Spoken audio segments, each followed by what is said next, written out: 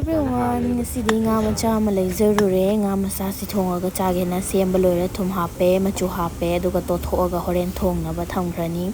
aduga kai haini mangonda horen thongbada changgadaba mayansing somda leizare napak pis yaure nakupis yaure dagi sing jumaina khalai spices khara leizare ado thau se adom dom chang dhapiyo aidi yam hekta luppaga tawga chabade chaningdabagini less oil da chabagini ado nappa maro kai hai maro tekpaga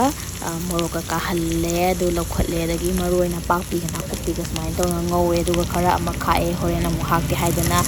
adu kai hai ni chanam de haptre ko ai chanam de haptre chanam sometimes hape adu hapta su dum yawe smai to na machu kai hapaga mathang amu si auction biraga mahi hairaga ngahak oishal halani aduga hambai mahi si oishallaba matungda kitang si oishallaba matungda amu akogi horen pulapki mahi hapaga mu oishal handoini ado elisha thongbase hangamaruga thongba andagi panga thongba yamna hawi ado hangamaruga thongbadi aingi oina kaya sum ai isagi ni ko mayangi nate pamjade aduga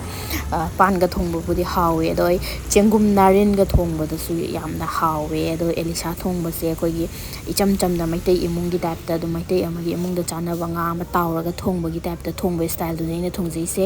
mayam chadraga di try tawbiyu chabadi sabiramani